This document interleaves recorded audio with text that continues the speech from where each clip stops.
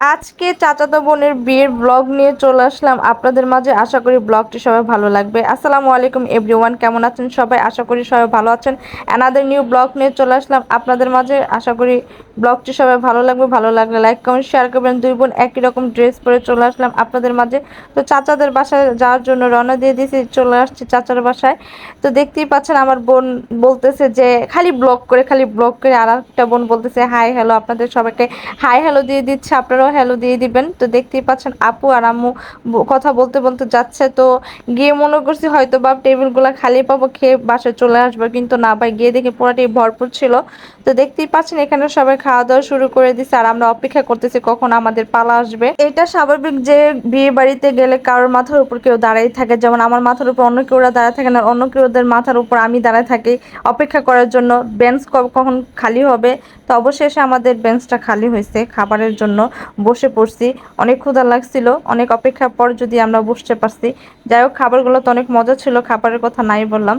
তো দেখতেই পাচ্ছেন রোস্ট দিয়ে দিছে। কার কার খাইতে মন চাইতেছে অবশ্যই কমেন্ট বক্সে জানাই দিবেন। আর নিয়ে নিয়ে খাইয়া নিবেন, সমস্যা নেই, কেউ বাধা দিব না। তো দেখতেই পাচ্ছেন আমরা খাইতেছিলাম ফ্রাই। তো ফ্রাই কার কাছে মজা লাগে আর কার কাছে পছন্দ অনেক অবশ্যই জানাবেন। আমার তো ফ্রাইর অনেক পছন্দ। তো আপনাদের এক্সট্রা ভাবে দেখাই দিলাম জুম করে, যেন আপনারা একটু ঢুক গলতে পারেন। তো অবশ্যই ব্লগটা অনেকটাই ছোট হবে, তো আপনাদের জন্য ছোটখাটো করে ব্লগ করা। আশা করি ব্লগটি সবাই লাইক কমেন্ট শেয়ার করবেন। তো খাওয়া দাওয়া করার পর বোনের শ্যুট করতেছিল, চাচাতো বোনের শ্যুট করতেছিল ছাদের উপর, সেখানে চলে গেছি আমি। দেখতেছিলাম যে ভাইয়া অনেকগুলো ছবি তুলতেছে, ভিডিও করতেছে, এর মাঝে আমিও চলে গেছি। ছাদের উপর এত পরিমাণ বাতাস ছিল যা বলার বাহিরে, অনেক ভালো লাগতেছিল বাতাসগুলো। তো চাচাতো বোনের একটার পর একটা ছবি তুলতেছিল, একটার পর একটা ভিডিও করতেছিল, কিন্তু তার কিছু কিছু পোস্টগুলো আমার এত বিরক্ত লাগতেছিল, পুরোই মনে করেন পুরানো ভাবে করতেছিল। যাই হোক, আমিও কিছুটা কিছুটা শিখাই দিছি, ওর ছবিগুলো জানি না কেমন হয়, কিন্তু যে স্টাইলগুলো ওরা শিখাই দিছে এই স্টাইলগুলো দেখে মনে হয়েছে যে অনেক ভালো হইবে। যাক, বাকিটা ইতিহাস বলে দিলাম। যাই হোক, আমার বোনকে কিন্তু অনেকটা সুন্দর লাগতেছিল, অনেকটাই সুন্দর লাগতেছিল।